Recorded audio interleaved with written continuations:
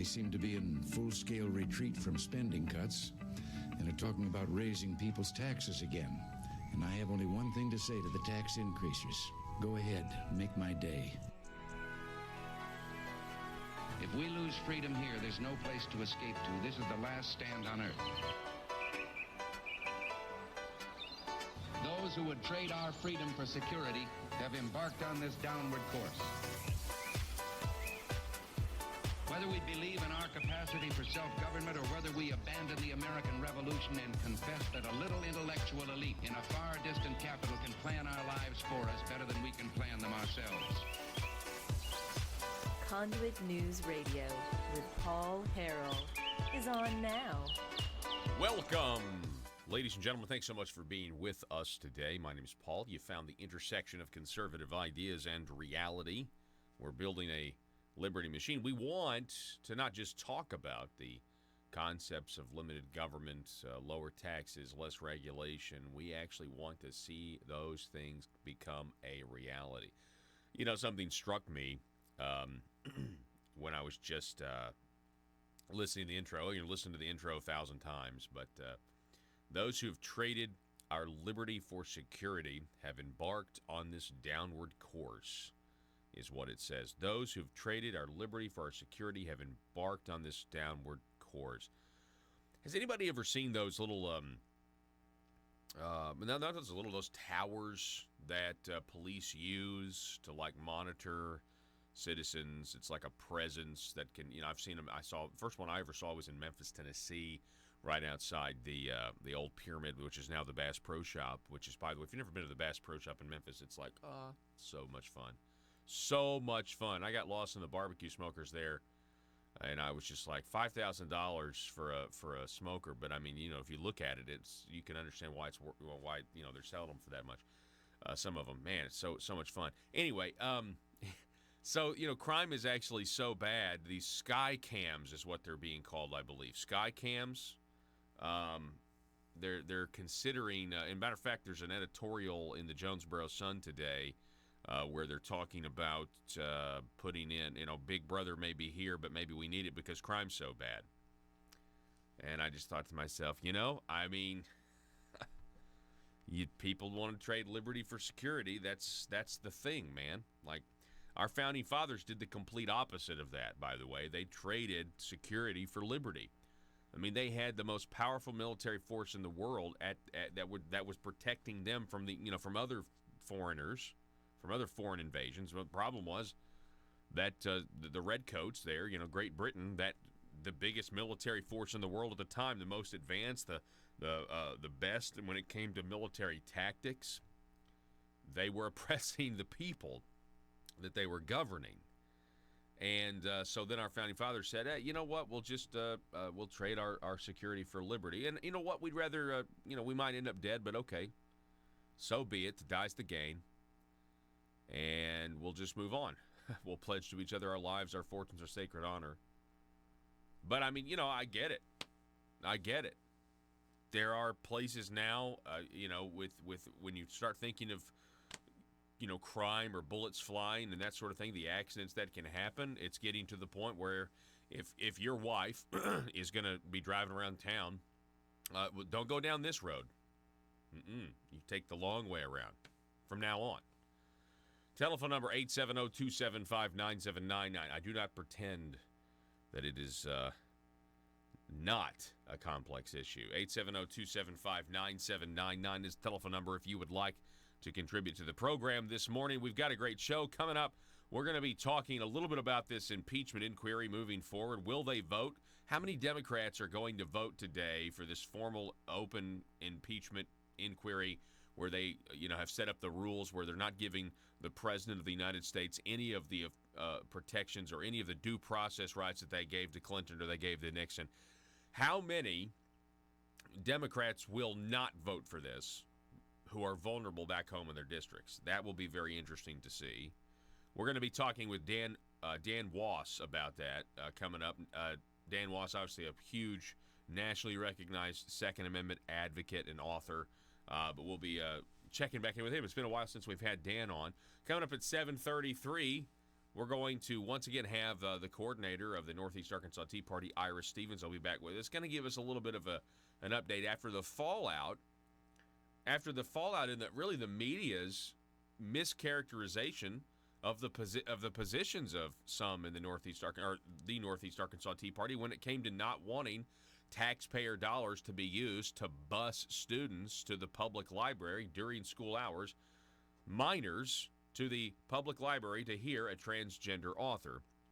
A part of this normalization of transgenderism in terms of what used to be considered a psychological or something you could diagnose as a psychological problem is now becoming mainstream. It's been lumped into the L's and the B's and the G's, and now you have the T's there. And the T's aren't the last edition because it's plus, right? LGBT plus. We say LGBT, RSTLNE, would you like to buy Val Community? Comedian Dave Chappelle said, the people that took over half the alphabet. Yeah, I mean, it's so much different than it's a lot more different than, hey, I'm just, this is the way I was born. Whatever claim was made is now really been flipped upside down on its head, where they're now asking us to affirm what are clearly delusions. And what does that mean for society? And what does that mean when local communities start to just pretend that 2 + 2 = 5, because we don't want to offend the person that believes it's 5, but we all know 2 + 2 = 4. At some point, again, it's America. Do what you want to do, believe what you want to believe, but we have the right to believe what we want to believe. Totalitarianism is more than just a regime or something that's oppressing people. You can also be a totalitarian when it comes to your thought processes, demanding others approve and recognize your lifestyles. So we'll do that. This is all coming up on the program. Now, I want to start here today. First story. Let's just get to the first story because I've talked for 6 minutes, I see. Joe, here it is. Did you hear about this? Conservatives across the internet have been very happy with the fact that ISIS leader Abu Bakr al-Baghdadi died. They've also was killed, but because of President Trump and the special forces. They are also fascinated, and as am I, with the dog who was injured during the chasing of al-Baghdadi down the tunnel where he cowardly blew himself up. So they've got a photo of this dog who I believe is okay and is recovering from injuries, last I heard. They've got a photo of this dog that's going on across the internet, and people have been photoshopping him into all kinds of hilarious. They're so proud of this dog. Well, so the Daily Wire came out with this image. Go ahead and show this image, Joe. The Daily Wire came out with this image of President Trump putting the Medal of Freedom or Medal of Honor on the dog. Check this out. This is hilarious to me. Okay, now, this is a photoshopped image. It's obviously a photoshopped image, right?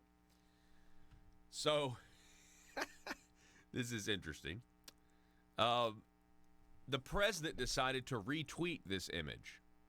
And when he did, the leftists tried to claim that the president was trying to put a hoax on that he had actually given this dog the medal. And they were like, can you believe the president tweeted this fake photo? We know this is photoshopped. And the White House is like, no, we know this is photoshopped. This is clearly photoshopped. And it's just it goes to show you've got these two competing bubbles. Everybody on the right had already seen this image multiple times throughout the day yesterday. I saw it at least 5 times on my Instagram or on Twitter. At least 5 times. Everybody was it was funny, because we were happy people, for this dog or whatever. Man, they couldn't stand it. Trump tweeted an obviously photoshopped image. This is a Breitbart article here from Hannah Blow. Leftists rage after Donald Trump posts photoshopped image honoring hero dog. Look at this. This is hilarious. Trump's decision to tweet the image reportedly created by the Daily Wire prompted some to fact-check the obviously doctored image. Listen to this. This is crazy. You've got an actual reporter. Yeah, this is on Breitbart. You've got an actual reporter. I've requested details from the White House on this photo. There was there was no such canine event on today's POTUS's schedule. But there's a Medal of Honor ceremony set here for later today for an active duty Green Beret. That's according to Voice of America White House Bureau Chief Steve Herman, who is a moron, apparently. We're making sure we've got we're serious journalists over here. We're it's real serious. Real serious. We got to make sure that the president's not tweeting out fake news. There's something about that photo that doesn't look quite real or accurate. So then you have the White House. It's photoshopped, acknowledges the White House. The dog is not here at the White House yet. That's actually a follow-up. So he figured out that he figured out that he's so anti-Trump. These people are so like on edge with everything he says. They literally were gleeful at the fact that they had what they thought was another story to run with for the next 24 hours. Trump tweeting out a fake photo. Listen to this. Listen to this. Who's Tony Panansky? You see this one? He says, why the expletive would you Photoshop a picture instead of actually awarding the dog? They actually believe that Trump was trying to put out some sort of hoax. I mean, it's hilarious that they listen. This is incredible. This is Matt Armstrong. This is incredible. It is despicable. Additional words fail me. How could they, listen to this, Molly Knight, all these reporters, all these blue check marks, Molly Knight, how could they possibly screw up a lovely story about a brave dog helping to capture the world's most wanted terrorist by photoshopping said dog into a picture with Trump to remind us this president would never, ever, ever touch a dog in real life? Oh my goodness. People are legitimately like, their therapy bills because President Trump is in office have got to be like through the roof, because they're driving these people nuts. I mean, full frontal with Samantha Bee. Somewhere out there, Donald Trump Jr. is photoshopping his face over the dog's face. I mean, they literally have taken it to a new level. But it also shows two Americas. Let's be clear here. That is something that I lament over, actually. How, you guys have seen it. You guys might have an acquaintance or even a friend or a family member who is just getting their news or information. They're just connected with different circles that give completely different 180 degrees. It's not even like, well, there's a gray area here. The truth is somewhere in the middle. No, you have, okay, this is what CNN says. And 90% of the time in today's world, if you believe 180 degrees opposite of what CNN reports, you would be correct. And we've shown you examples of that. I mean, here's one. This is one right here. The mainstream media starts to tell their followers that Trump, the White House, photoshopped him giving a medal to the dog that killed or chased al-Baghdadi just for publicity and thought he could get away with it. But we caught him because we're journalists and we know he photoshopped that image. Then, of course, we here on the right know the truth, which was that was a photoshopped image made in a meme-like spirit by the Daily Wire. It was then shared and re-memed over and over. I saw one where the Joint Chiefs of Staff, that photo of Trump watching the raid, they replaced Trump and all of his generals with photos of this dog around the table. It's a joke. But, I mean, the left can't take a joke anymore, can they? The left is anti-comedy. I mean, hence Dave Chappelle can do his stand-up routine that is found to be hilarious because he makes fun of literally everything, and some of it even offended me. But it was still funny. But he makes fun of everything, everybody, and the left and Rotten Tomatoes. They don't even let they don't let the audience rate it. They let the critics rate it, and every critic on Rotten Tomatoes gives it a 0. And then they finally open it up to the audience, and the American people loved it because they like to laugh and they like jokes. But because the left is becoming increasingly anti-First Amendment freedom of speech, specifically, they're also anti-freedom of religion. But because they're becoming increasingly that way, they can't. Stand-up comedy's got to be the canary in the coal mine, the coal mine, because we can't have you making people laugh. Because you know something about laughter? Doesn't it bring people together? I mean, it really does. I mean, you ever have you ever be with maybe you're hanging out with a family member and maybe you have a slight political disagreement, or maybe in the Trump age you have a big political disagreement. Thanksgiving's coming up, but then something funny happens and everything laughs and everything gets lighter, and it's something that unifies us. C.S. Lewis in his book The Screwtape Letters, when he was writing, from one demon to another, said that the demons hate and despise laughter, probably because they can't legitimately laugh and find humor in things. Folks, we're going to take a break for 1 minute and be back here in just a moment. Don't go anywhere. This is Conduit News. Thanks for watching and listening.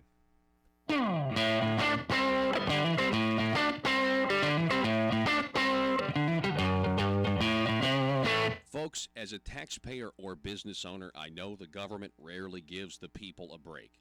Big government politicians seem to always want more money from us, taxpayers.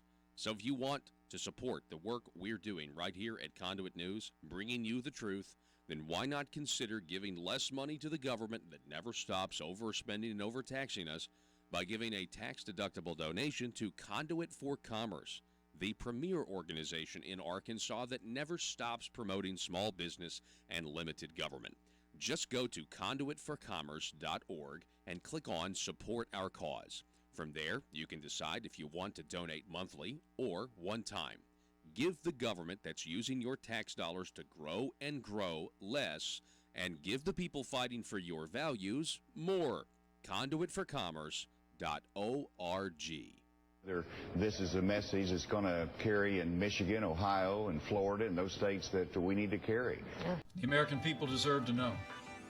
In response to the strong stand that President Trump has taken, Beijing is pursuing Conduit a News Radio comprehensive with and Paul Harrell coordinated is campaign building to a undermine liberty support for the machine. president. Find out more at conduitnews.com.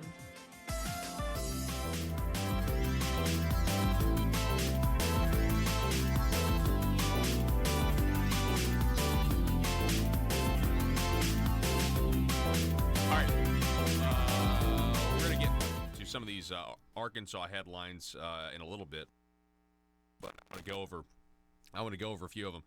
Is today Halloween, by the way? Okay. Well, I know a lot of people seem to like Halloween. Yeah.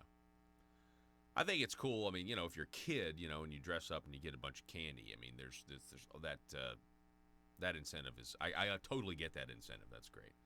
I'm not the biggest fan of Halloween, but hey, if that's your thing, you go for it. You know what I mean? It's not that I'm opposed to dressing up and getting candy or whatever. I just can I just say I don't understand the Halloween decoration thing. When did that become a thing? It used to just be a pumpkin or maybe a jack-o'-lantern on the steps, and now it's like the same skeletons hanging from trees. It's like it's the same reason. Is it weird that I don't like that? I just don't. I don't want to get into that. It's the same reason why Christmas decorations get more and more crazy every year. You got to compete with the person next door. Do not compare Halloween to the best holiday of the year. I'm not comparing. No, I'm only comparing it with literally one aspect of I the know entire you are. thing. I know. I just don't even like But no. So as an adult, because I'm a huge Christmas. I mean, I'm a Christmas freak.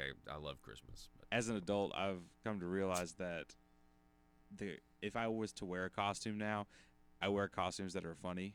Mm-hmm. And that I find enjoyable for some reason or another, other than what I think is cool. Yeah. So like a kid, I would dress up as Batman or dress up as Luke Skywalker. But as an adult, I find humor in these things. I just got a text message. Somebody say that Halloween's a grand conspiracy for dentists to get more money. Ah, true. That's I can get behind that. I can get behind that. It's funny. So like this year, I've considered wearing my old Lifeway uniform. Okay. And then when people walk, like name tag and my old work shirt and everything, and people walk up to me, "Oh, what are you dressed up for this Halloween?" And my answer is unemployed. Unemployed. Because the Lifeway bookstore's closed everywhere. No, I like it. Well, anyway, yeah, so it is Halloween. I will say this, because it's Halloween, I saw this story over at KATV, where, so if you want to talk about ghosts and whatever all that other stuff, why not get to an actual ghost story, which is this story over at KATV, published on the 29th by Paige Cushman. I Could See the Demons, an exorcism in Arkansas. It tells the story of a Searcy, Arkansas woman possessed in 2006, and how another woman, just by happenstance, heard of her story and felt the need to go to her and pray over her. And it's we'll probably get to that at some point. I mean, it is Halloween, but instead of talking about let's okay. I mean, to me, this is real and actually terrifying versus some of these other stuff. Telephone number 870-275-9799. Headline, Arkansas Democrat Gazette, Linda Satter. We have the Attorney General's office now asking the 8th Circuit Court to unblock the injunction on Arkansas's abortion laws, or anti-abortion laws. Of course, Christine Baker, who's the judge here in Arkansas, U.S. District Judge, she just cannot stand pro-life laws. She's always got to strike them down or put temporary injunctions. They're asking the 8th Circuit to stop. I'll give you the details about what that means, like what laws we're talking about. It has to do with viability of a child. Then there was a big deal over at the Capitol yesterday, where high school students, about 100 of them, went and tried to have a meeting with Governor Asa Hutchinson from the Little Rock School District. They're all upset because we've got a situation where, well, I mean, the government is essentially not allowing the Little Rock School Districts, the teachers, to unionize anymore. They no longer recognize the union that negotiates teachers' salaries for the Little Rock School District. And so now you got these signs, like all these kids now being used and trained. All these kids that showed up with these signs being motivated by the teachers, they're basically being used to, to be future, in a way, I feel like tools. I mean, have they heard the other side of the story? Have any of them heard the other side about what teachers unions and what they actually are, what they do, how they're not, teachers unions end up being about the teachers, not about the students, not about the quality of education. Generally speaking, that's what you see with teachers unions, or at least that's one opinion out there. But you got all these students that show up, and they've been given the side from their teachers, essentially making them into puppets, So there's a couple stories about that, and then we have Arkansas Times. We've got another Democrat trying to flip a seat up in northwest Arkansas. We'll talk about that. State Representative Dan Douglas, who is no longer going to be running for office. There's a three-way Republican primary in that race. Now we have a Democrat trying to flip it, so there will be a Democrat challenger in that race. We're going to talk about why. And Max Brantley over at the Arkansas Times is honest about what they're trying to do. He says that they are hopeful that northwest Arkansas will become blue because Walmart is a progressive company, and Walmart is bringing people from across the country into northwest Arkansas who are progressive, who vote Democrat, who are probably down with the cause of leftism, of political correctness, and they're hoping that demographic change will make northwest Arkansas blue. We'll talk about that and much, much more. We've got Dan Wass coming up next. Folks, as a taxpayer or business owner, I know the government rarely gives the people a break. Big government politicians seem to always want more money from us, taxpayers. So if you want to support the work we're doing right here at Conduit News, bringing you the truth, then why not consider giving less money to the government that never stops overspending and overtaxing us by giving a tax-deductible donation to Conduit for Commerce, the premier organization in Arkansas that never stops promoting small business and limited government. Just go to conduitforcommerce.org and click on Support Our Cause. From there, you can decide if you want to donate monthly or one time. Give the government that's using your tax dollars to grow and grow less, and give the people fighting for your values more. Conduitforcommerce.org.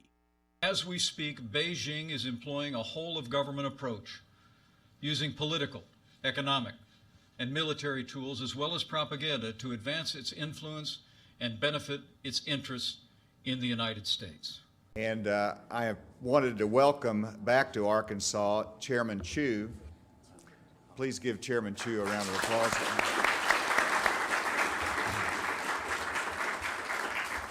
China is also applying this power in more proactive ways than ever before to exert influence and interfere in the domestic policy and politics of this country. Chairman Chu, I got to know as he is the CEO and chairman of Shandong Ruyi Technology Group out of Shandong Province. Over the past 17 years, China's GDP has grown ninefold. It's become the second largest economy in the world. Much of this success was driven by American investment in China. And the Chinese Communist Party has also used an arsenal of policies inconsistent with free and fair trade, including tariffs, quotas, currency manipulation, forced technology transfer, intellectual property theft, and industrial subsidies that are handed out like candy to foreign investment. We've been to Shandong Province a number of times since I've been governor. We've called on people, and Chairman Chu gave us the opportunity to meet with him at Ruyi, at their technology group there in Shandong, and saw his incredible facility. We asked him to visit Arkansas. He did. So Chairman Chu, we're delighted to have you here. I'm excited about signing this agreement with you, and I welcome you to Arkansas. These policies have built Beijing's manufacturing base at the expense of its competitors, especially the United States.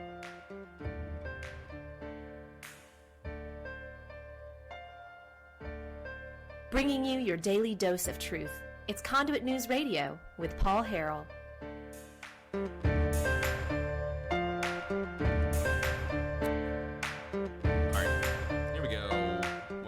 To the show. Thanks so much, folks, for being with us today.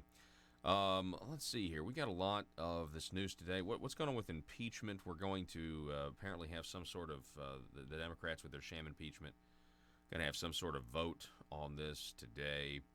I wanted to bring in Dan Wass again, nationally recognized Second Amendment advocate and spokesperson. He's author of the book, you've heard about it, Good Gun, Bad Guy, Behind the Lies of the Anti-Gun Radical. And he's also got another book, Good Gun, Bad Guy 2, Destroying the Anti-Gun Narrative. Dan, my friend, how's it going, sir? Hey, Paul, great to be back on your show talking to you again. How are you? How's everything in Arkansas? We're doing good here, you know. I mean, we're facing a lot of, tax increases, waiting on those tax cuts to kick in. But we're making it. What can you tell us about this? Certainly, I don't know if it's as bad as what you're facing up there in New York, but what can you tell us about Democrats moving toward bringing impeachment inquiry public? What do you know about all this? Well, it looks to me like it's really just a sideshow. The whole thing is a sideshow. I think to avoid, really talking about, what John Durham is doing and the investigation that's happening on Democrats. Because how could they talk about that in the media? How could they make that the center of attention after they've been, after they pushed the Russian hoax for so long?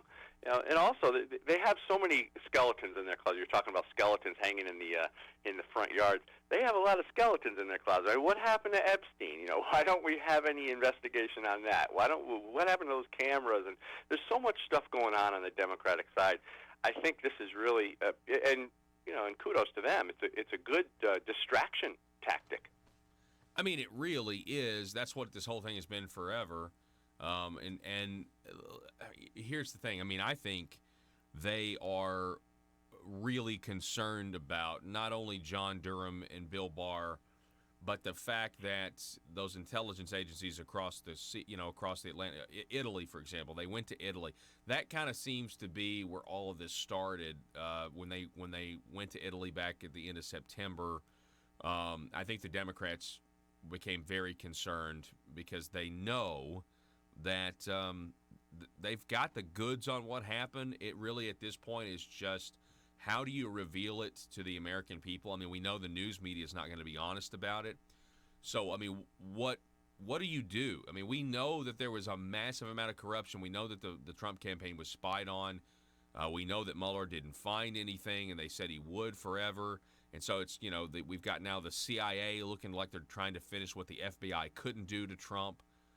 It is extremely worrisome. I mean, I just don't know how you reveal it to the people, Yeah, well, you mentioned Mueller. I mean, everyone was really scared about Mueller.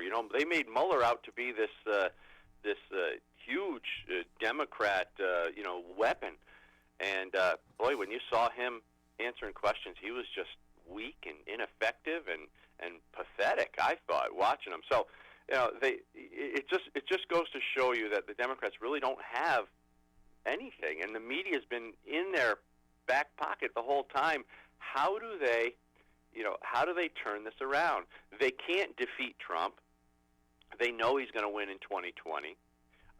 They know he's got they have criminal investigations against them.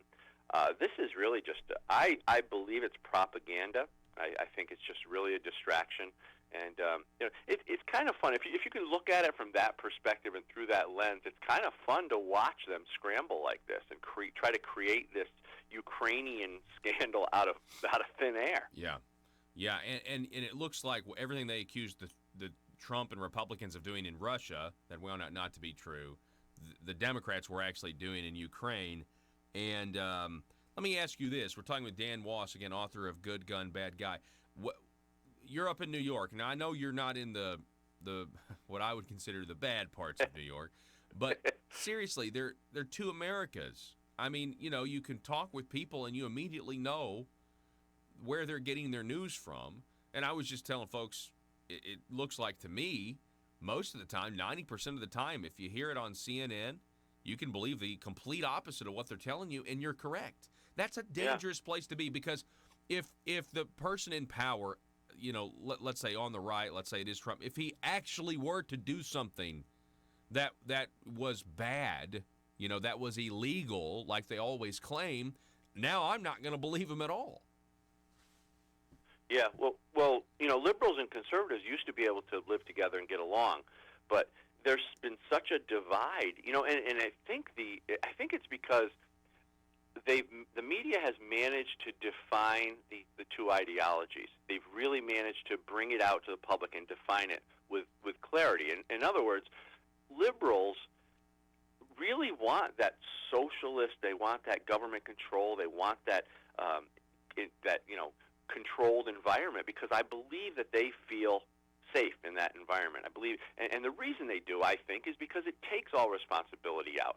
That's why the victim mentality is part of it. That's why those people are attracted to the Democrat side, because they believe that government should take care of them.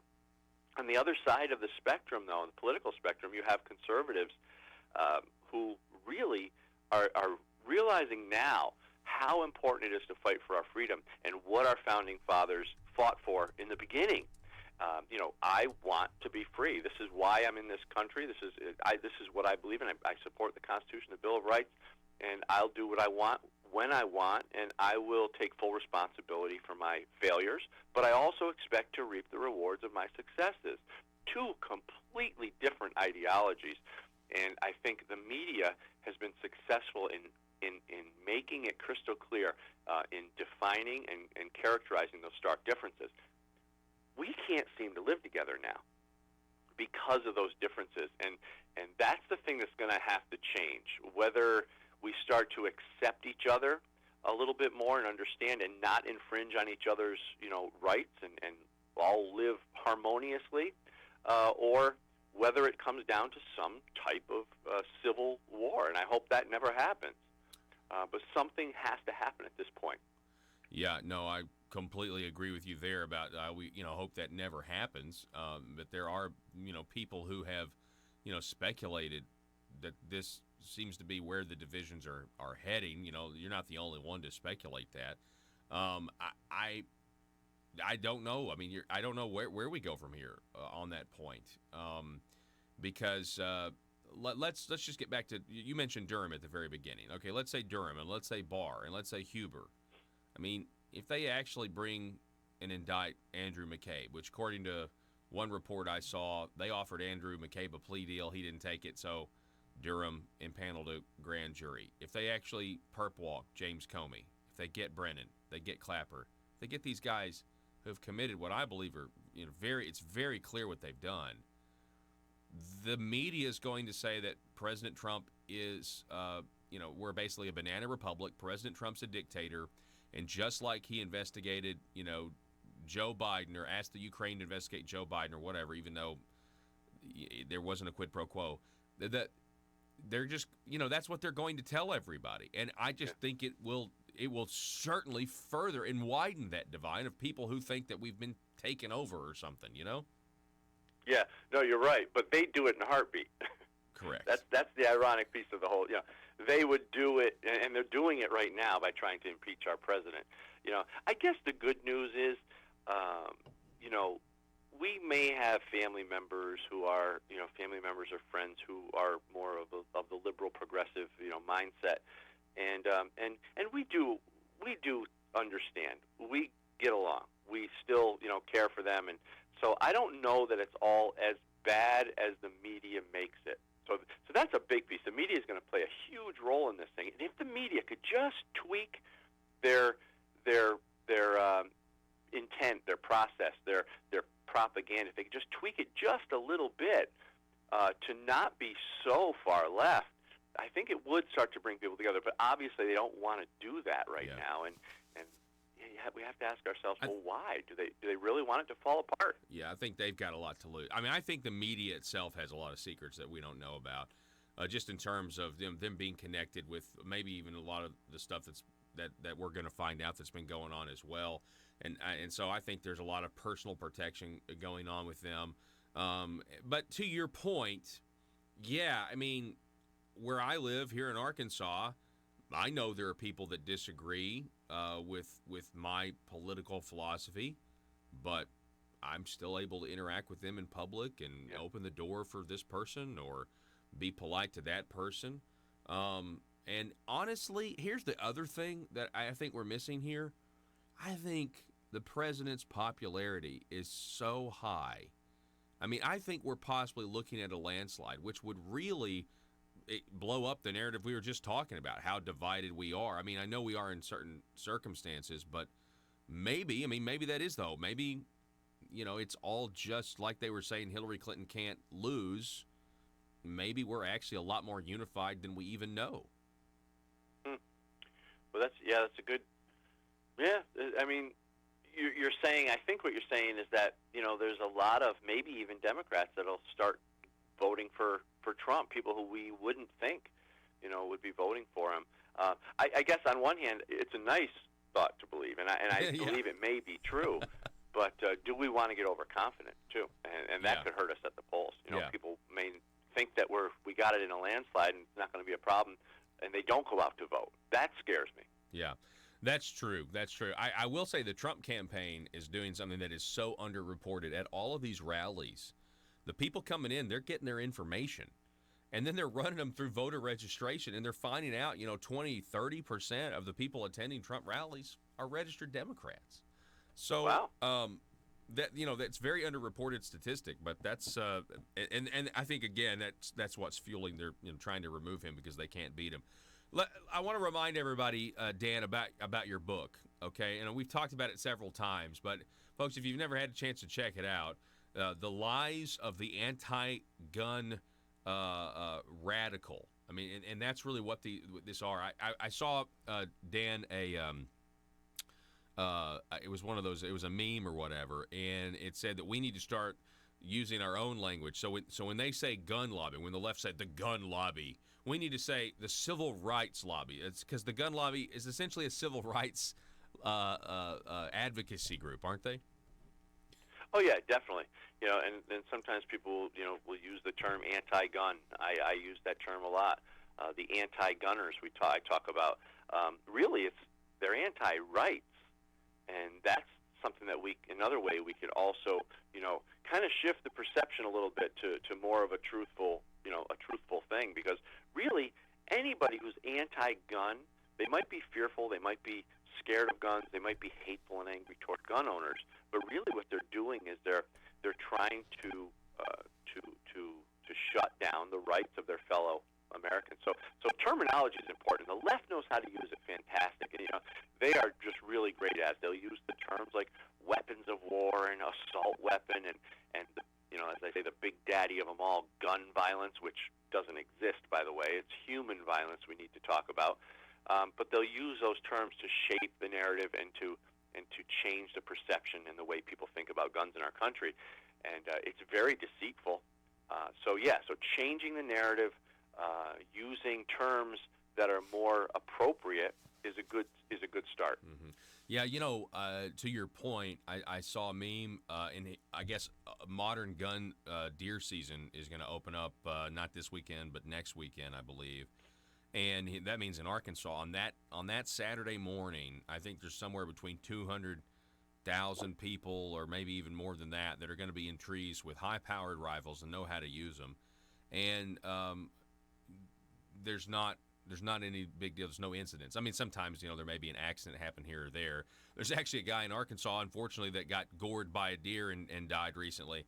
But that's not even, that wasn't even with a gun. That was just a wildlife incident. But that I saw a meme talking about somebody like, 200 million, as the deer seasons are coming in all across the country, there's 2 million hunters, who got these high-powered rifles, and they're in, and yet there's not an issue there. And so, to your point, it's about human violence. It's not about the equipment. Yeah, definitely. And some might argue that there's half the population in America are gun owners. We don't really know how many gun owners there are. We know that there's at least a third to a half, possibly even more, because just some people just make it none of your business whether or not they own a gun. So we could have potentially more than half the population as gun owners in this country. That's something that the left just doesn't want to admit. And when you look at gun-related deaths, it's tiny. It's really a small amount. They like to use the 30 or 40,000 per year, but that's false. That's mostly suicide. I think it's like 2/3 suicides, and and then a lot of cop-related, gun-related deaths. So the actual homicides are relatively small, and and accidental deaths are minuscule, but they don't want you to know that, so they'll propagate the exact opposite, whether true or not. So, but yeah, you're right about the hunting thing. Lots of hunters out there, and we won't see any gun-related incidents. Yeah, I mean, exactly. I mean, when there are rare occasions when it's an accident or something, but it's not like somebody's going crazy and mass shooting. Mass shootings of deer, which is not a bad thing in my opinion. Dan, last question. I haven't had you on since Beto O'Rourke, the Irish American who's pretending to be Hispanic, said that they're going to take our guns. Yes, hell yes. Quote, hell yes, we're going to take your AR-15. This was something that was actually derided by Democrats because they were like, well, now we're not going to get any gun legislation passed. And I thought to myself, yeah, because he was honest. This is what we have said for a long time, right? On the right, we say their goal is to take your weapons away. Yeah, and they tried keeping that a secret for so long because they really didn't want that to come out, because they know that that's not good for them politically. To let the people actually know that they want to confiscate guns and create this socialistic, environment, society, that's not good for them, for votes.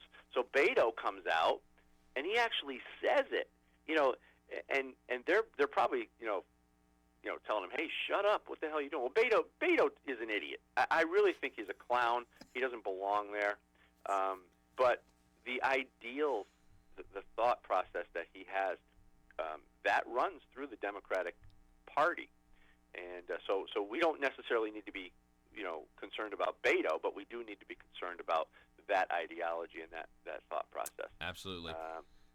Dan Wass, I appreciate it, sir. Again, your book, you've got 2 of them, Good Gun, Bad Guy. You got 1 and 2. Check it out, folks. The website is goodgunbadguy.net. It's always great to talk to you, my friend. You too, Paul. Thanks so much. All righty. Folks, we'll make a smaller YouTube video of this, and we'll put it up at Conduit News and the YouTube channel. Go to Conduit News YouTube, click subscribe, click the little bell to receive notifications. Back in just a moment.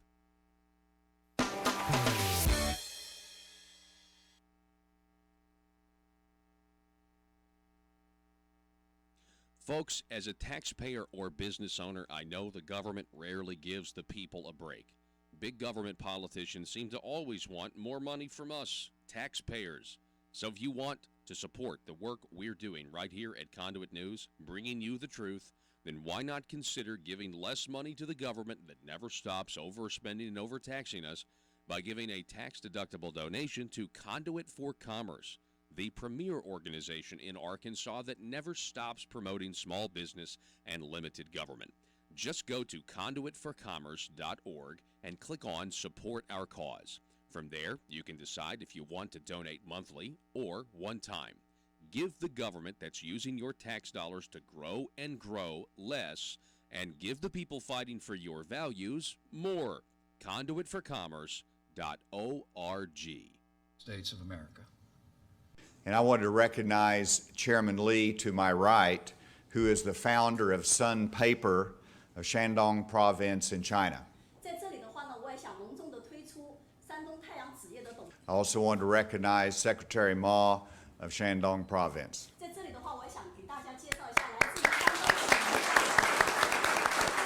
As President Trump said just this week, in his words, we rebuilt China over the last 25 years. Last November, as you know, I traveled to Shandong Province. I met with Chairman Lee. I toured Sun Paper Company along with Mike Preston. While in China, we signed a letter of intent on behalf of the state of Arkansas with Sun Paper. In a world full of constituents with social media accounts, bloggers just looking to increase their page views, and a talk radio host who generally is just the worst, how are Little Rock's elite supposed to conduct business with such a lack of privacy? Introducing the 1835 Club, older and more refined than other clubs that claim discretion. The 1835 Club is for seasoned political veterans that want to conduct the highest form of aristocratic business with the public's money. Are you a schemer? Do you someday want a guaranteed flow of taxpayer money to support your business? Is it your dream to see the .gov domain at the end of your business website? Don't listen to the imitators. The 1835 Club is the place where corrupt politicians and businessmen hatch their next crony schemes. At the 1835 Club, we make lobbying safe and legal. Ethics. Why, of course.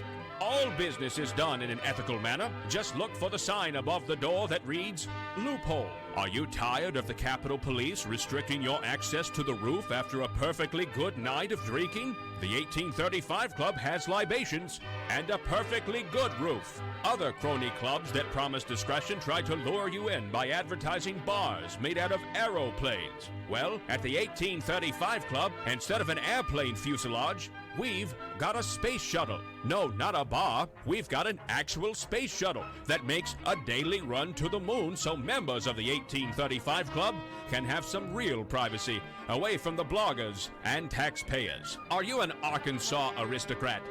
Do you want to be? It's the 1835 Club, and we work tirelessly to make sure the good old boy system remains alive and well.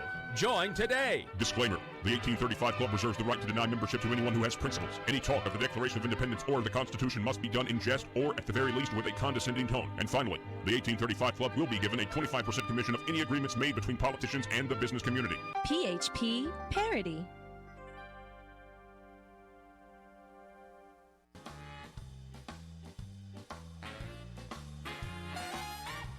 Determined to drain the swamp in Little Rock, it's Conduit News Radio with Paul Harrell.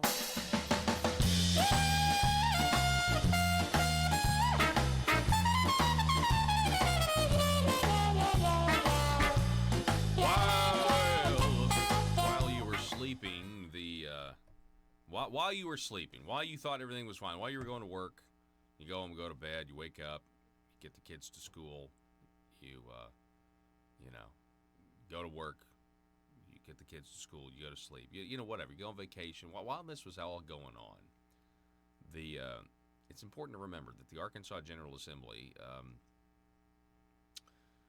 passed a net tax increase of $70 million on you in fiscal year 2020. It's important to know that. And there might be people out there in the governor's office, Joe, that think that those numbers are wrong. They would be disagreeing with their own Department of Finance and Administration because it's just a simple equation of what the 92nd General Assembly of Arkansas did. You just put it in. Well, you cut taxes here, okay, but then you raise taxes here, and then you raise taxes again, then you maybe cut them, and then you raise them, and that's how you do it. It's called, what's the overall tax burden? What's the net? Is it a net tax increase? Is it a tax cut? Is it the same? What is it? But hey, this is America, and everybody can have different opinions. You might have a different opinion on taxes. You might have a different opinion on the Pope County Casino. But we can all agree that Epstein didn't kill himself. The telephone number, 870-275-9799, if you would like to contribute to the program.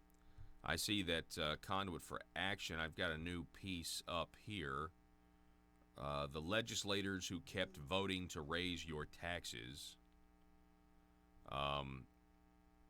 And so this is a new article that you should check out. It references the other article that we have gone over many times about the net tax increase. But says here, if we will show you the bad news in the form of lists and charts of how many tax bills each legislator voted for. And it references what happened, what happened back in January and February and March of this year, in April. How Conduit was tracking all of these bills with the goal of just trying to figure out if it did a couple of things. Does it increase or does it grow the size of government? Does it increase dependency on government? Does it spend money we don't have? It's very simple, but that's like the key mission. It's an economic freedom defense filter. And if it does any of those things, it's an easy no vote. You know what I mean? So that's the basis in which we score bills, and that's the basis in which we come out with those numbers that are from the government itself, the Department of Finance and Administration. Their estimates. Now I'm told some of their estimates, well, those were just guesses. Okay, well, that's all we got to go on. It's still, if they were guesses, you think you'd guess, figure out, make the math do what you want it to do. But who knows? It's probably much more than a $70 million net tax increase for fiscal year 2020. It probably really is. Especially, I think that internet sales tax number is way low. We've got one more hour coming your way next. We'll be talking with Iris Stevens again. Get a transgender update from that fallout, that local issue with transgender author coming to a taxpayer-funded library. Back in a moment.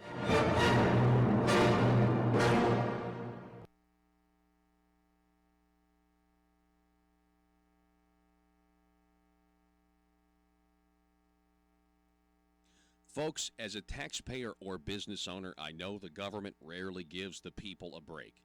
Big government politicians seem to always want more money from us, taxpayers. So if you want to support the work we're doing right here at Conduit News, bringing you the truth, then why not consider giving less money to the government that never stops overspending and overtaxing us by giving a tax-deductible donation to Conduit for Commerce, the premier organization in Arkansas that never stops promoting small business and limited government. Just go to conduitforcommerce.org and click on Support Our Cause. From there, you can decide if you want to donate monthly or one time. Give the government that's using your tax dollars to grow and grow less, and give the people fighting for your values more. Conduitforcommerce.org. On paper, wanted to put a major bioproducts mill in South Arkansas, The Communist Party has set its sights on controlling 90% of the world's most advanced industries, including robotics, biotechnology, and artificial intelligence. To win the commanding heights of the 21st century economy, Beijing has directed its bureaucrats and businesses to obtain American intellectual property, the foundation of our economic leadership, by any means necessary. Chairman Lee and I met yesterday. Chairman Lee indicated to me that Sun Paper has selected Arkadelphia in Clark County as the location of a $1 billion bioproducts mill. Beijing now requires many American businesses to hand over their trade secrets as the cost of doing business in China. It also coordinates and sponsors the acquisition of American firms to gain ownership of their creations. Worst of all, Chinese security agencies have masterminded the wholesale theft of American technology, including cutting-edge military blueprints. And using that stolen technology, the Chinese Communist Party is turning plowshares into swords on a massive scale. Well, thank you all for joining us via Skype from Beijing this morning. Here in Beijing, it is 10 p.m. in the evening. I've had a very successful trip to China. China now spends as much on its military as the rest of Asia combined. And Beijing has prioritized capabilities to erode America's military advantages on land, at sea, in the air, and in space. I've spoken at Tsinghua University here in Beijing, which was a treat for me to speak with young Chinese students about Arkansas, and also to talk about the relationship between China and the United States. China wants nothing less than to push the United States of America from the Western Pacific and attempt to prevent us from coming to the aid of our allies. But they will fail. Beijing is also using its power like never before. Chinese ships routinely patrol around the Senkaku Islands, which are administered by Japan. And while China's leader stood in the Rose Garden at the White House in 2015 and said that his country had, and I quote, no intention to militarize the South China Sea. Today, Beijing has deployed advanced anti-ship and anti-air missiles atop an archipelago of military bases constructed on artificial islands.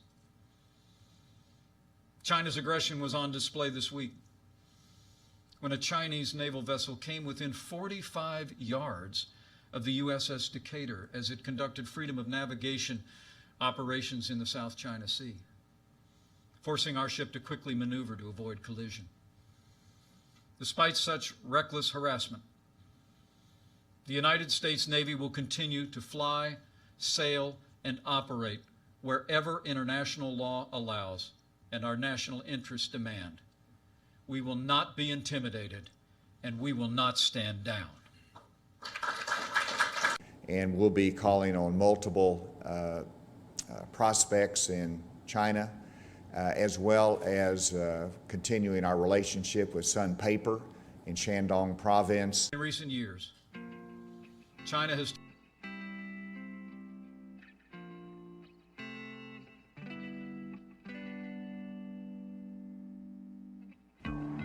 I think it's time we ask ourselves if we still know the freedoms that were intended for us by the Founding Fathers. They seem to be in full-scale retreat from spending cuts and are talking about raising people's taxes again. And I have only one thing to say to the tax increasers. Go ahead, make my day. If we lose freedom here, there's no place to escape to. This is the last stand on earth. Those who would trade our freedom for security have embarked on this downward course. Whether we believe in our capacity for self-government or whether we abandon the American Revolution and confess that a little intellectual elite in a far distant capital can plan our lives for us better than we can plan them ourselves. Conduit News Radio with Paul Harrell is on now. Welcome, ladies and gentlemen. Thanks so much for being with us. Hour number 2. Many of you today are going to be celebrating Halloween. It's actually a Reformation Day. I'll tell you about what that is if you don't know later on in the program. Oh, yeah, go ahead, Joe. You want to comment? No, I'm talking about the comment. Oh, yeah, with YouTube. Yeah, let's start there, actually. So I can talk about Reformation Day for days. Yeah. But Reformation Day for days. Yeah, so there's this interview we did with Pope County attorney for Citizens for a Better Pope County yesterday, attorney Anna Stieritz. This YouTube video has been pretty popular. We make all of our interviews into smaller YouTube clips, and so it's up at the Conduit News page. And so our headline for that title of that video was "Appeal Coming, Attorney Anna Stieritz on Pope County Casino Ruling." Pretty simple, pretty benign. And wouldn't you know it, there are people who I can only assume are from the Pope County Minority Organization. That's the name of their organization, by the way, Pope County Minority. And they are all about the casino and everything else. They want the casino. So, Joe, you had a problem with one of the things that this guy said, didn't you? he actually commented back. Oh. That's actually what I was reading. Okay. But yeah. So what did he say? He had a problem with me. He had a problem with Conduit News, right? He had an idea with the. He had a problem with the word news. He had a problem with the fact that we are labeled a news organization. Well, I mean, titles are cheap. We are a news organization, but I mean, it's free. We can call he can call himself a news organization. Well, the thing is, corporations are people. Go ahead. After his reply, I kind of understand a little bit more where he's coming from, because of course no, I don't. The initial comment wasn't all of what he wanted to say, but let's read his comment. So it says, "This is laughable as being labeled as a news program. It's clearly biased and one-sided. Why don't you do yourself a favor and rename your show so that maybe it will draw the correct audience? This isn't real news. Any journalist that went to school to do so knows this." Well, I will say this. This is something I didn't put in my comment. For those of you who've been listening for a long time, Paul's not a journalist. Like, he didn't go to journalism school. I didn't go to journalism school, yeah. Like, he's a journalist by the definition that he presents the news, but he didn't go to journalism school. And I try to hold myself to standards. I fail sometimes, just we all fail to hold ourselves to standards. Yeah. And so my retort to this guy was just bring up the pure fact that journalism, as it stands, by the pure definition of journalism, being an unbiased reporting system, is dead and has been dead for many years. Mm-hmm. Some people argue it never existed at all. Yeah, that's true. Well, because every single person, me, you, all of our listeners, anyone who's not our listener, literally everyone, and I do literally mean literally in this case, not the literally could mean figuratively stuff that they've added to the dictionary. Everyone comes to the table when it comes to news, and it comes to literally anything, with presuppositions. You come with preconceived notions of something. So when you see a news article come across in your case, your desk, or for everyone else, your phone or your computer, you read that news headline, and you see where it's coming from, who's writing it, and you already have a bias towards that piece of news. Yeah. If it's from CNN and you're a conservative, you go, well, this has to do. Well, odds are this is going to be a hate piece or an attack piece on Trump. Correct. Or if Trump's even in the title. And you do it based on a track record. Exactly. You do it based off of things that have happened in the past. You use past results as a way to kind of predict the future, just like any other prediction model goes, and our brains work that way with news. So this guy didn't like the fact, though, that we were calling ourselves news. But, I mean, if you go to the website. It's opinionated. Well, right. But that's all news is now, whether Exactly. they admit it or not. And I'll admit it. It says it right there at conduitnews.com, the number one source for conservative news and politics. I mean, that's what it says right there if you go to conduitnews.com. It's literally, to use your word, Joe, literally, it's in the subtitle of the program. So next, I guess. Well, and the fact that I am telling you that I am a conservative, I believe in limited government. I have a real problem with the idea of the rest of the state telling any county, in this case Pope County, that they have to have a casino. This isn't like somebody saying, somebody compared it in these comments like, well, let's say Pope County didn't vote for whoever the current governor was. Well, we'd still have to have that's completely different. Okay? We're talking about putting a vice, what is clearly, it's indisputable. It is a vice on the community, and many of the people across the state voted for it because it wasn't going in their backyard, and they didn't care about it going in somebody else's backyard. I mean, it's just really, really messed up that it got on the ballot in the first place. But I digress. Joe, you did comment on this, and so anyway, I would just tell you that objectivism is not a thing when it comes to presenting news, if it even ever was a thing. I would tell you, being honest with your audience and telling them that you believe in this, that this is your perspective, is the new objectivism, because you are able to filter it knowing that, listen, this is what I believe, or I'm trying to get to the truth. I'm trying to present the facts and the truth, but know that I am a guy who believes that a smaller government would be better for the freedoms of the rest of us. And you take that for what it's worth. And that's also, what the Conduit organizations represent as well. Does it grow government? Does it increase dependency on government? Does it spend money we don't have? Well, then it's going to be a no. Then that's generally going to be a bad thing. Telephone number 870-275-979. Did you want to say anything else? I'm being transparent for a second. I'm telling on the board operator. Oh, okay. So now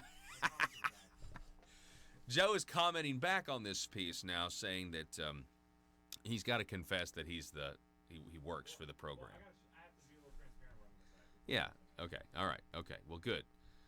For some reason, Joe got he got the itch today. He was like, I've got to comment. Got to comment on everything. Not just this. He's commenting on other stuff too. So anyway, check it out. Go to the YouTube channel, folks. We'd really appreciate it. It's like the one thing you could do to help us out is to go to the YouTube page. If you go to youtube.com, search for Conduit News, and you can hit the subscribe button and click the little bell to receive notifications. We did post in the comments of this particular Anna Stieritz video, we did post the comments from a transcription from Pope County Judge Cross from September 5th, 2019, at a meeting, talking about money. And this is very interesting. Listen to this. I'm going to reread this. I just add to that, as of this moment, there is no investigation active, and allegations, and that's what they are, allegations. A couple of notes to consider is that the economic agreement is private money, is not taxpayer money, and therefore, if your proverbial rich Uncle Sam Walton walks into the room, now this is talking about the Cherokee Nation here. It's an analogy. If your rich Uncle Sam Walton walks into the room and wants to talk to you about his private money, it's not dealing with appropriations money.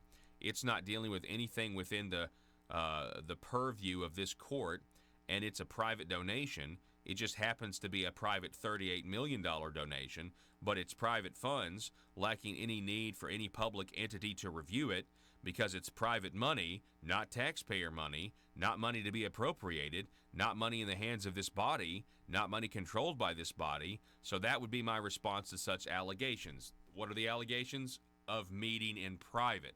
So they're talking about private funds.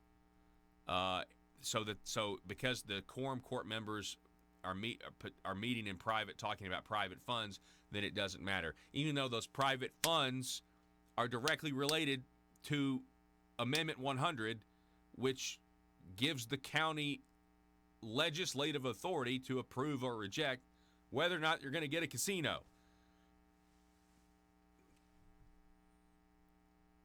That is an example of mental gymnastics right there from the county judge. This quote, again, from back in September. He went on, we're talking about a private fund of private money, not taxpayer money, not money to be appropriated any time because it's not in our possession. And so any discussion about getting private money from a private person, it kind of goes to the allegation of Justice Eckelmeyer's wife. As you know, hypocrisy is what it is, because it's to the fact that a private citizen can walk up and hand anybody their private money. Keep in mind, he said this at a public meeting when we're talking about a casino coming to town. I mean, I've been arguing for transparency, but I mean, this is pretty transparent. I mean, I don't know. It also goes to the premise that an amendment is a constitutional amendment, frankly, way above all of our pay grade, and we have no ability to change an amendment. Now, wait a second. This happens in politics at all levels. Well, that's above our pay grade. That's what they say when they don't really want to govern. It's above our pay grade. It also kind of suggests that if they were paid more money by the taxpayer, then all of a sudden it would be. They'd care more. I know that's not what they're saying here. I'm just, well, that's above our pay grade. What do you mean it's above your pay grade? Amendment 100 specifically deals with Pope County and the quorum court. Amendment 100, that's above our pay grade. Are you kidding me? Come on now. He goes on. So amendment is a constant. Frankly, it's way above our pay grade. We have no ability to change an amendment, so lacking such ability, I would believe discussions of an amendment that we can't control or change, no more than we can change the Second Amendment, no more than the city of ABC in Pope County decides to outlaw guns in the city when it's in conflict with the Second Amendment. So we as a body can talk about the Second Amendment all day long, but we can't change it. We have no power as a body to change such an amendment. So any discussion about Amendment 100 is, again, above our pay grade, and so the ability to change such an amendment is above our scope and authority, and therefore the discussion amongst anybody about an amendment that they can't change cannot be construed to be illegal because we have no ability to change it. Again, talking about secret meetings. Again, mental gymnastics, because in this case, that's a false equivalency. That's a false equivalency.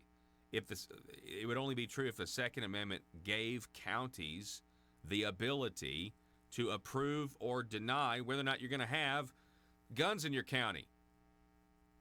Amendment 100, while you may not be able to change it, gives you the sole authority. You have to make a decision. You have to recommend a specific, apparently Native American tribe to open a casino in Pope County. Those are some crazy, that's some wild stuff there. And again, it is like a movie script it's like a TV script from that show Yellowstone with Kevin Costner, which is a fantastic show, by the way. If you haven't watched it, it's fantastic. It's like stereotypical when a casino comes to town, your local government is thrown into turmoil, and they're going to try to get this casino by hook or by crook. That's what it looks like to me. Maybe I'm wrong. Wouldn't be the first time. Telephone number 870-275-9799. Here it is. We have the Attorney General's office asking the 8th Circuit Court to remove the injunction against an Arkansas anti-abortion law. They are in support of Arkansas Law Act 493 and 619 and 700, all of which were passed during this year's legislative session. Again, I've said this many times at my presentations that I've given to county committees across the state, that on social issues, our legislator on pro-life issues is one of the best in the country, and we should be thankful for that. Very thankful. In light of the fact we live in a nation that still claims the title of United States, and yet we have people in New York and others who are celebrating terminating a child's life, killing a child, murdering a child at 9 months, when you have governors of states saying, well, maybe we'll kill the baby after it's born too. We'll let the mother decide. It's a big deal that our sovereign state stands up and says, not here. We're going the opposite direction of these other states that are in our, quote, union, end quote. So I'm very grateful for that. I'm also grateful for the Attorney General asking the Eighth Circuit to lift this stay or this injunction that was issued by Christine Baker, who doesn't like any of the pro-life laws that Arkansas has passed. This has to do with viability, one of the laws.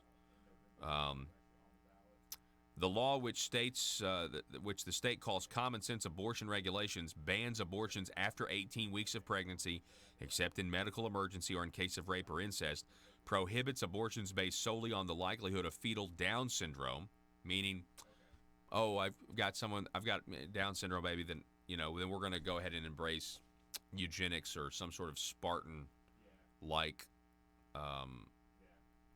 reproduction policy. That's the Spartans did. If you weren't inspected at birth, and if you had something wrong with you, they just threw you on a mountainside, and you just it's just what happened. It also requires abortion providers in the state to be board certified or board eligible obstetricians. Now listen to what the state of Arkansas Attorney General argued on that. They say that Christine Baker ignored evidence of the OBGYN requirements benefits over existing law. This is from the brief. In other words, prior to the OBGYN requirement, any Arkansas licensed doctor, whether family practitioner, ophthalmologist, or radiologist, could perform abortions, the filing states. The district court then declared without explanation that this was good enough and declined to consider evidence that, unlike those physicians, all OBGYNs are trained in first and second trimester evacuation of the uterus and to handle the complications of abortions, spontaneous or induced. On that basis, it found that the OBGYN requirement would provide few, if any, benefits. You can understand here, Judge Christine Baker, she just believes in a woman's right to murder her baby. And that's what she believes. And she's going to interpret that's what I think. How many times she's got to rule against the pro-life law before she's just, maybe she would hide behind, well, it's the constitutional right. It's a constitutional right for a woman to choose. That's nowhere in the Constitution. That's the most ridiculous thing I've ever heard. It's like saying that you've got the right to marry somebody. Like the gay marriage is a right in the Constitution. No, it's not. It's nowhere in there. You go read the document. It's nowhere in there. It's all left up to the states to regulate that stuff. It's just preposterous. But here we are. And maybe, I understood that Alabama's pro-life law got challenged. So maybe that will get fast-tracked to the Supreme Court. Who knows? You can't count on Justice John Roberts, though. I don't think. But we'll see. Telephone number 870-275-9799. You may not be able to count on a couple of those justices up there that the left claims are going to reverse Roe versus Wade. Who knows? I'll tell you this much. If we don't get this Roe versus Wade thing reversed soon, and I know people are having less abortions because of pregnancy resource centers and help centers and things like that, which is praise the Lord. But as a country, if we don't get this thing reversed, I just feel like to say it's a shame doesn't go far enough. We have videotapes of Planned Parenthood officials meeting with lab technicians, for biological research companies where they're selling baby body parts, and they're talking about it like it's no big deal. And we see that as Americans, and we can't mobilize to change our government. That's a huge problem to me. The idea of we're going to give taxpayer money to fund these organizations, where we're saying, the babies are more valuable dead than they are alive. We'd much rather be able to sell their body parts. So, anyway. And maybe that's something that we have in common with China,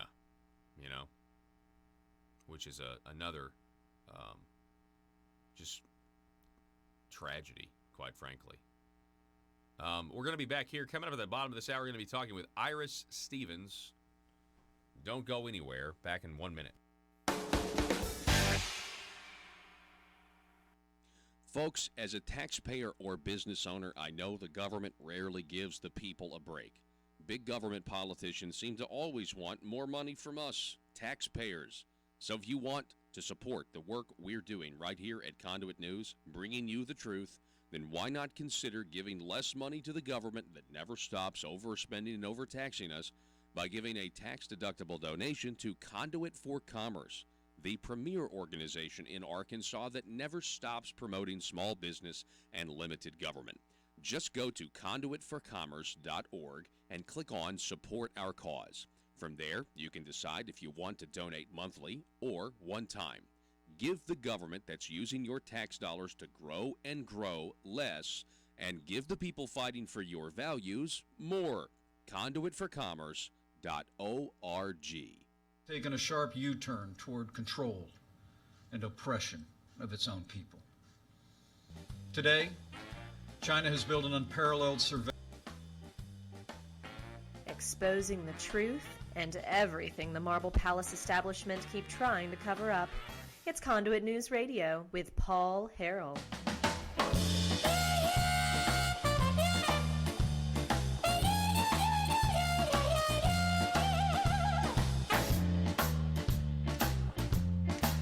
So the Little Rock School District, they were denied a meeting with the governor the other day. This made Max Brantley, or I guess Rebecca Hall at the Arkansas Times, they didn't like this. Their headline, Little Rock School District high school students denied meeting with the governor. Then the Arkansas Democrat Gazette, Dale Ellis, dozens trooped to Capitol, asked to visit with Hutchinson. Listen to how it starts, because I thought this was crazy at first. In a symbolic move, thousands of students from the Little Rock School District staged a sick-out protest Wednesday in support of teachers who are about to lose union representation after a decision by the State Board of Education. District officials said 3,414 students in the 23,000 student school district called in sick Wednesday, almost 2,200 more than the 1,231 who called in sick Tuesday. Among the district's 5 schools, 1,496 called in sick Wednesday compared with 524 the day before. So it's a growing, apparently a lot of people are getting this sickness.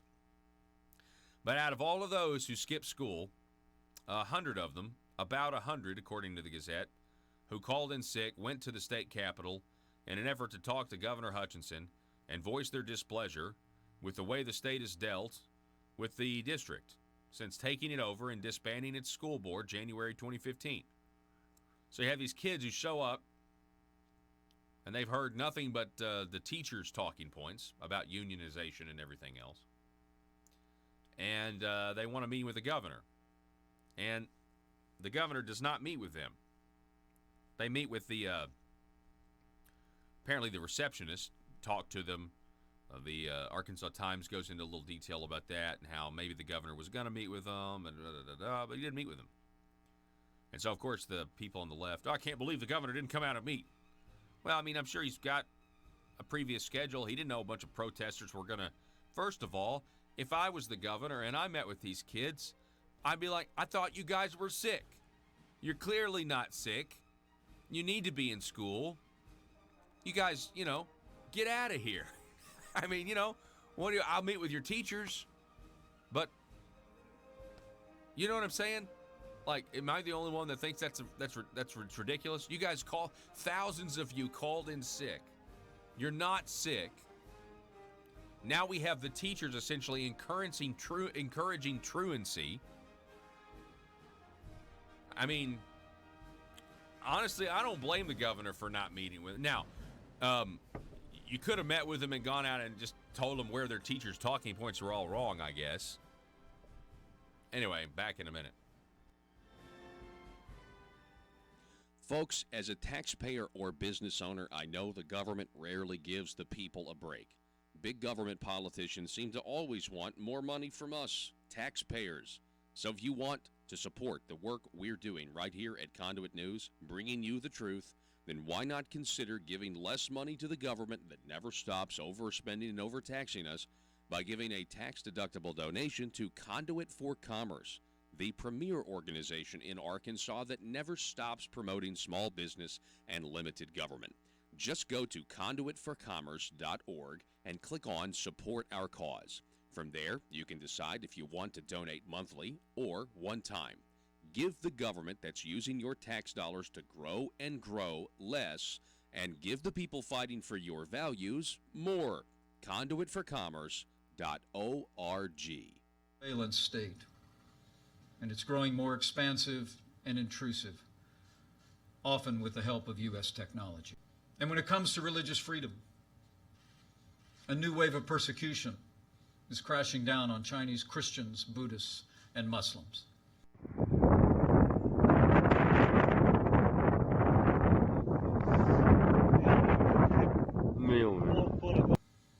Last month, Beijing shut down one of China's largest underground churches. Across the country, authorities are tearing down crosses, burning Bibles, and imprisoning believers. And Beijing has now reached a deal with the Vatican that gives the avowedly atheist Communist Party a direct role in appointing Catholic bishops. For China's Christians, these are desperate times. So, do you like him as a candidate? I think he's brought a lot to the table. It's not my message. You know, I worry about the party in terms of expanding our base and what the message does to our recruitment of Hispanics, outreach to minorities. And so you've got to worry about the fall election and whether this is a message that's going to carry in Michigan, Ohio, and Florida, and those states that we need to carry. The American people deserve to know. In response to the strong stand that President Trump has taken, Beijing is pursuing a comprehensive and coordinated campaign to undermine support for the president, our agenda, and our nation's most cherished ideals. I think you've got to listen to what he says and how he conducts himself. And I don't know that he would be that different from what he is now in negotiating with Vladimir Putin. So, you think that's a good thing or a bad thing? No, I don't think it's a good thing. You know, we need people who, in the presidency, that understand how the world works, understands that there's a time for bluster and there's a time for reason. The Chinese... Need your daily news fix? Don't forget to tune in to Conduit News Radio with Paul Harrell. All right, folks, hey, welcome back to the show. We've got Iris Stevens is back with us. She's a coordinator for the Northeast Arkansas Tea Party. Iris, how are you? I'm just doing great. It's always great to have you. Now, I wanted to have you on, wanted to get a follow-up on this situation, the fallout of the situation where the people of, I think the people of Jonesboro successfully lobbied the superintendents around here to not use taxpayer dollars to bus students on over to hear a transgender author at the local library. And the media has since, I feel like, mischaracterized the conservative position completely on this. Completely. They were pretty ugly about it, just as were some of the letter writers. But that's okay. I just had a column earlier, I guess it was Tuesday, that stated our position that, yes, this is a taxpayer issue because it shows how this idea, the transgender identity, and how this is going about through schools, they're using our taxpayer dollars to infiltrate our culture with this. And we've already talked about the studies that show that this is a disorder and that we don't necessarily want to be treating a disorder as if it were something that, you know, a disease that you can't, you know, that you can't avoid. Well, even if it was normalized, like the like the LGB community. Yes. That's now been normalized. Yes, it has. But it's one thing to normalize it. This is celebrating it, I feel like. It's celebrating it, but also what's tragic is the fact that the sad lives that a lot of these people lead, and of course, a lot of people say, well, that's because of the bigotry they face, but it's not, because even when they live in an open society and are not treated badly, they still have issues, because the underlying issue is what's the problem. The transgender identity is simply the symptom, one of the symptoms of the problems that they have. Yeah, and I think we're seeing this as a much larger issue than simply, okay, you have this teen author who's transgender wrote this successful book, but then shortly after that, last week, we're talking about this little boy in a divorce case, and his mom wants to give him hormone blockers when he turns 11, and we have people on the left who agree. We have people on the left who think it was outrageous that the students didn't get bussed over there. Yes. And those same people also believe that an 11-year-old, there's nothing wrong with an 11-year-old getting hormone blockers and completely ruining the rest of the kid's life. Yeah, and that's very serious, very, very serious. That happened in Texas, and it's ongoing. I think the Texas Attorney General has stepped in and said, wait a minute, we're going to investigate. But the only reason is because it got so much publicity. And this is going on all over the world. We've got the youngest one, I think, has been 4, and that was in Australia, where the parents allowed them to start undergoing this gender transition. And I'm sorry, it's insane. We don't even let our kids take medicine, take an aspirin to school, but yet we're going to say that they can make the determination about this before they're adults? No, absolutely not. It should be prohibited. It should be illegal for either the parents or the children to push themselves into this, because this is permanent. Yeah. The drugs that they give, the hormone blockers, they're cancer causing, some of them are, but they basically cause sterility, and a lot of this cannot be undone once it's done. Once you go through the surgical reassignment, it cannot be undone. Yeah, I wanted to be He-Man, and my parents were not allowed to give me anabolic steroids when I was 5 or 6 years old. Good point. But and again, Rand Paul made a good point on this. You can't smoke, you can't drink, but you're gonna be able to take these these chemicals. Let's talk. We're talking with Ira Stevens. Let's talk a little bit about schools, because this is the problem that Arkansans need to be aware of. It's coming, because they're putting this now in the curriculum, where they're basically going to get your child to believe that 2 + 2 = 5 when it comes to this gender thing. Four states have already, and it may be more than that now, but states that have legalized putting this into the curriculum. Now, it goes along with the LGBTQ, but it also focuses on transgender specifically as young as pre-K. So and we have curriculum guides in schools now, and you teach this and this and this at this age, and they have encoded this down into the pre-K. Arkansas at this point does not mandate, unless I'm very mistaken, I've looked it up lately, we do not mandate sex education in the schools. We kind of let the schools take care of how much they want to do of that in the health classes and whatnot. But the majority of states out there do. And while the majority of states are not yet encoding this in the curriculum, keep in mind that Texas is. We hear about the Austin situation there, where they've legitimized this, a very terrible, terrible curriculum for this. California is one of the states that statewide is doing this. And who writes our textbooks? The states who have the most students. So if you're going to get a textbook, you're going to get this in it. Parents need to be taking a look at the kids' textbooks to see how this is dealt with. They started out with saying, we want people to know about the famous people in history that were LGBTQ, ad infinitum.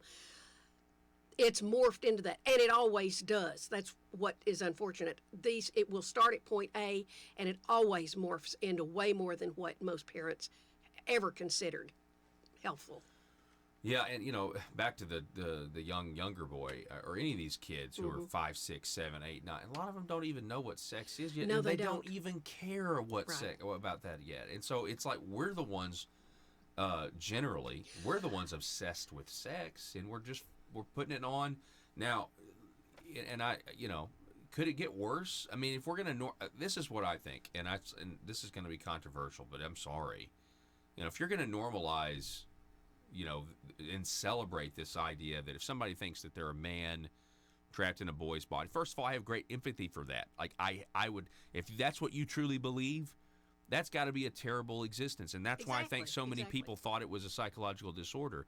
But if we're willing to say that it's okay to chemically castrate somebody when they're not even fully developed and not allow their DNA to unpack and create the body plan that has been, put into place, we're going to do that to a child, I think you're getting really close to pedophilia. And I know that may be a leap that people don't want to make of normalizing that, but it's on the horizon. If you read, you're sexualizing kids in that way. If you read as much as I do, you can see that that's already on the horizon. They have already suggested that pedophilia itself, as long as it's not acted on, not be considered a crime or a problem or anything. That as long as you don't act on it, well, the next step, of course, is.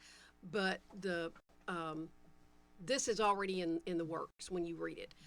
People would think that it's not, that that's too outrageous, but it's not. It is in the down the horizon, and you can see it. And I know there was a letter in the paper the other day that said that it's the next step, and it may be 2 or 3 steps down, but it is on the way. Well, I've already seen the people in some leftist cities protest with signs that talk about that. I mean, there's now standing up for. I mean, it's just, we're so conditioned now in this country to, if you claim you're a victim. Yes. And if you claim that you're born that way, yes, then we're like, oh, okay, all right, well then that's totally fine. You do you. It's like, well, we got to have some line somewhere, Well, but you don't now, because when you get, and of course I'm Christian, when you get that far away from what God said in the Bible, this is what His standard was. Nothing is illegitimate. Then nothing is. You can make an excuse for everything. Yeah, it's more like a Nietzsche, or it's like, well, there's really no difference between me hugging or raping you. I know that's you know what I'm saying? It's all the same. Well, look, it doesn't matter. A generation ago, abortion, we legalized it in 1973. Before that, it was really, really horrible. And now we haven't just legalized abortion. We've legalized it in a lot of places up to the day of birth. And the governor of Virginia said it would really be okay after birth, if for you to take a few days to decide whether or not you want to keep that child.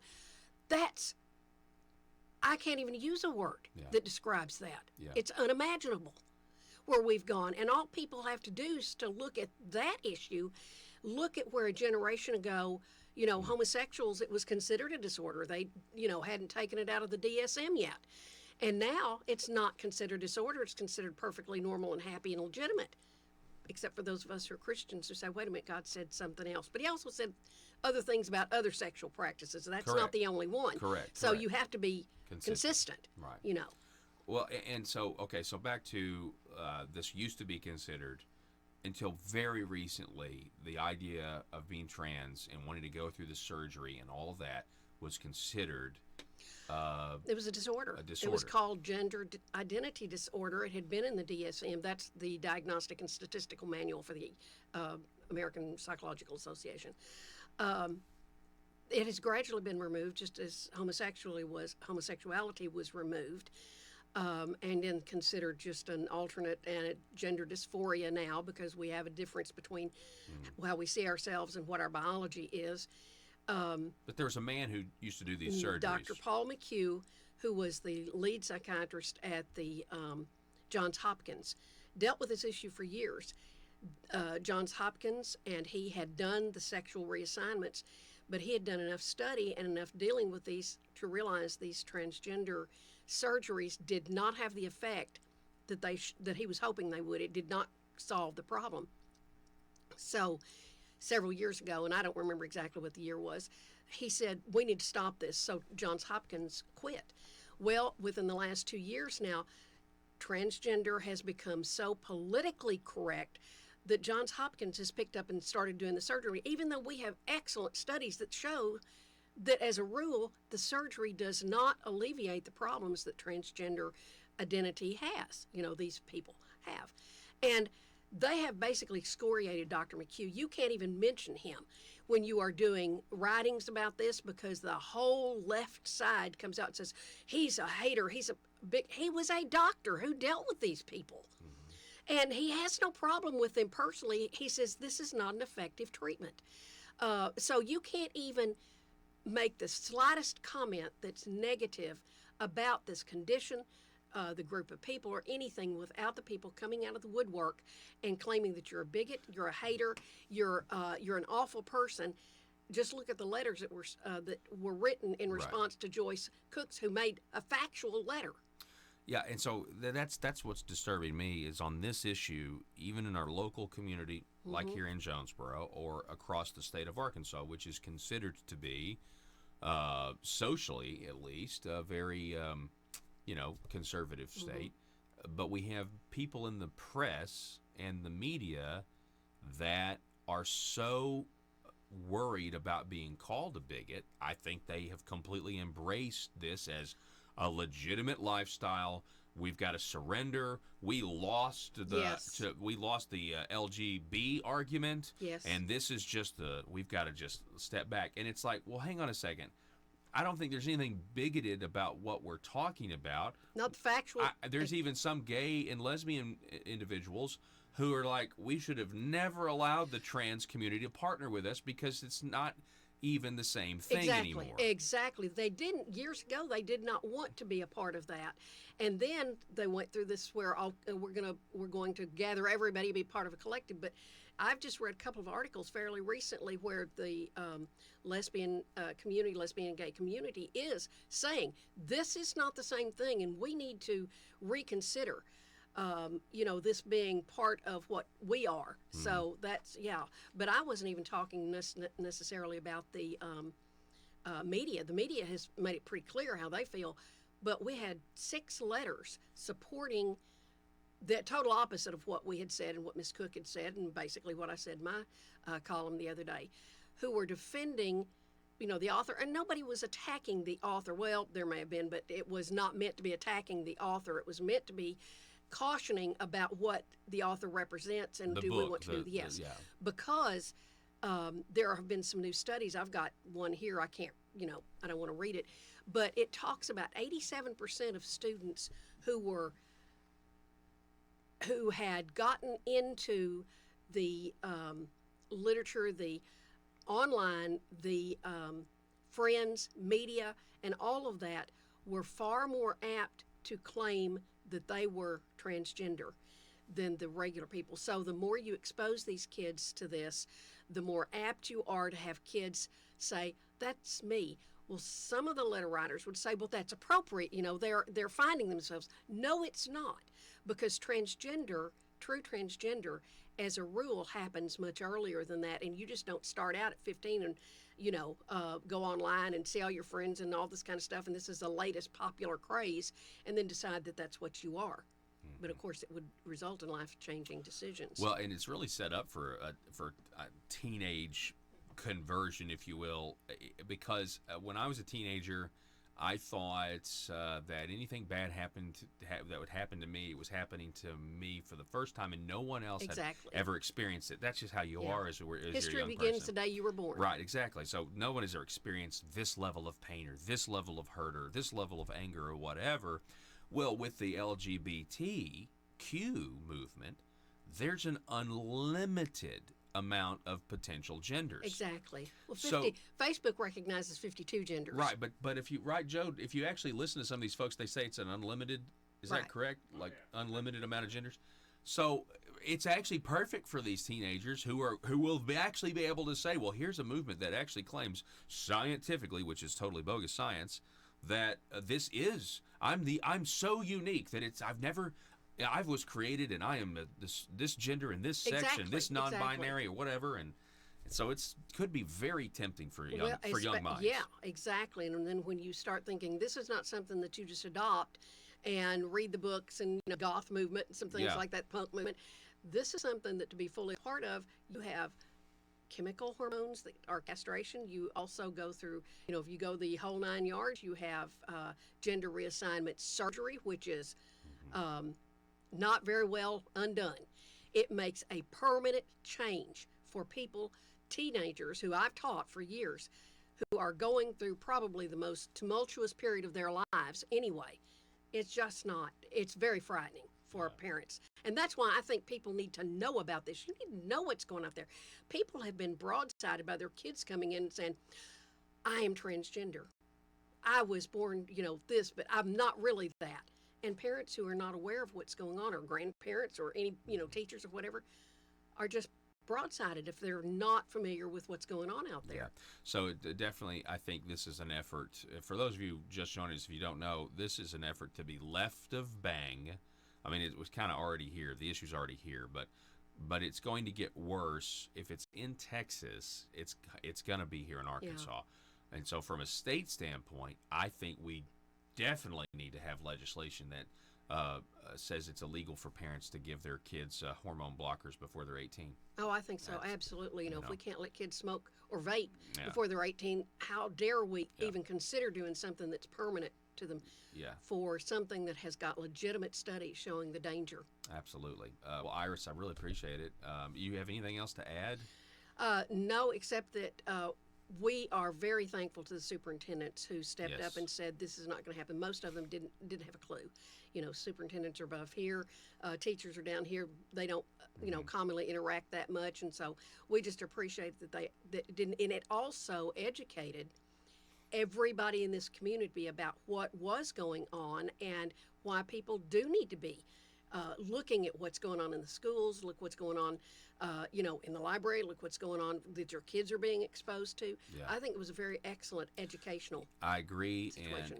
and again, I want to say, I have great empathy for people who are experiencing this type of, I feel like I'm this, but I'm this, or whatever. But there's a difference between having empathy, but then as a society, as a culture, celebrating it, and that's not something I don't think. Well, we can do. Don't. It's the problem in using analogies with things like this is it can be really insulting.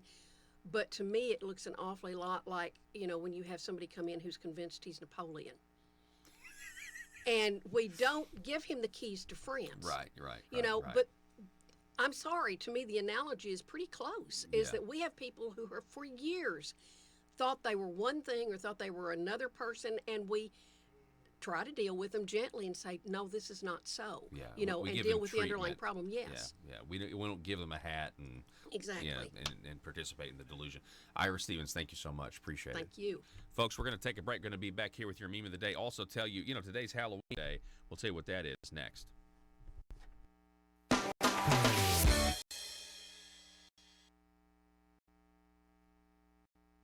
Folks, as a taxpayer or business owner, I know the government rarely gives the people a break.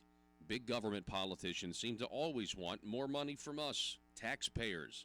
So if you want to support the work we're doing right here at Conduit News, bringing you the truth, then why not consider giving less money to the government that never stops overspending and overtaxing us by giving a tax-deductible donation to Conduit for Commerce, the premier organization in Arkansas that never stops promoting small business and limited government. Just go to conduitforcommerce.org and click on Support Our Cause. From there, you can decide if you want to donate monthly or one time. Give the government that's using your tax dollars to grow and grow less, and give the people fighting for your values more. conduitforcommerce.org. Communist Party is rewarding or coercing American businesses, movie studios, universities, think tanks, scholars, journalists, and local, state, and federal officials. And then, Chairman, you'll look out in the audience and you'll see multiple members of the governor's cabinet. We're also here to support you. You'll see multiple members of the state legislative assembly. They're here to support you, and specifically Senator Caldwell, Senator Ingram, Representative Murdoch, Representative Hollowell. These are your senators and your representatives now. You call on them and they're going to help you, guarantee it.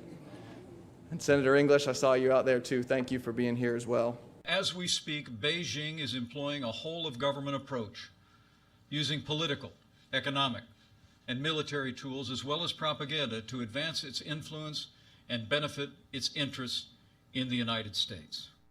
Folks, as a taxpayer or business owner, I know that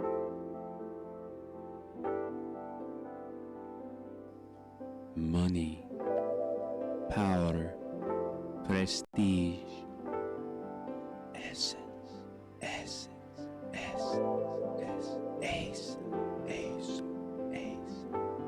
available now from aristocrats serving Arkansas. from the Nata Rhino collection. The fragrance of backroom deals. Nepotism. The aroma of higher taxes. Subliminal. Deception. Deep state. Ace. Made right.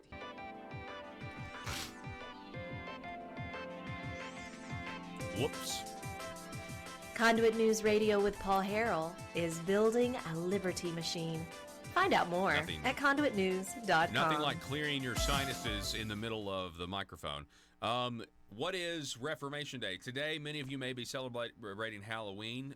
For Christians, it's no coincidence that Halloween is on the same day as Reformation Day, in my opinion, if you look at the two differences in the days. October 31st. Much of the culture will be focused on candy and things that go bump in the night. Again, Robert Rothwell writing. It's actually Reformation Day, which commemorates what was perhaps the greatest move of God's Spirit since the days of the apostles. But what's the significance of Reformation Day, and how should we consider the events? At the time, few would have suspected that the sound of a hammer striking the castle church door in Wittenberg, Germany, would soon be heard around the world and lead ultimately to the greatest transformation of Western society since the apostles first preached the gospel throughout the Roman Empire. Martin Luther's nailing of his 95 Theses to the church door on October 31st, 1517, provoked a debate that culminated finally in what we now call the Protestant Reformation. An heir of Bishop Augustine of Hippo, Martin Luther is one of the most significant figures God has raised up since that time. This law student turned Augustinian monk became the center of great controversy after his theses were copied and distributed throughout Europe. Initially protesting the Pope's attempt to sell salvation, Luther's study of Scripture soon led him to oppose the Church of Rome on issues including the primacy of the Bible over church tradition and the means by which we are found righteous in the sight of God. This last issue is probably Luther's most significant contribution to the Christian theology. Though preached clearly in the New Testament and found in the writings of many of the church fathers, the medieval bishops and priests had largely forgotten the truth that our own good works can by no means merit God's favor. Salvation is by grace alone, through faith alone, and good works result from our faith. They are not added to it as the grounds for our right standing in the Lord's eyes.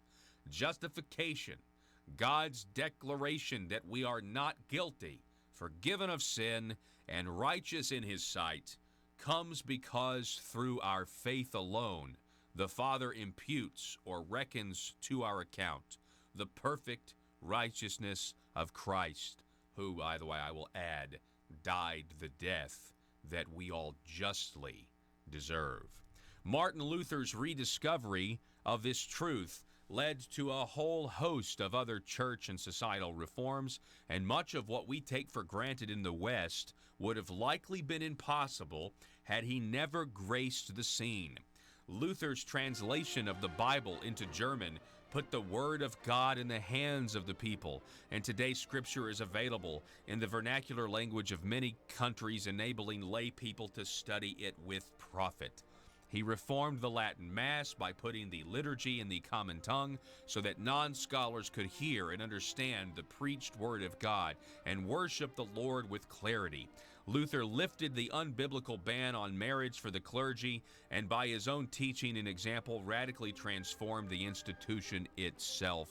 So when you're out there running around the free land of America tonight dressed up as whatever character you dress up as getting candy, we wouldn't, if it wasn't for the Protestant Reformation, there would have been no Quakers or Pilgrims signing the Pennsylvania Charter seeking religious freedom founding this country if it weren't for Reformation Day in the 1500s. We'll post the meme of the day up at Twitter. Broadcasting from the Baker Implement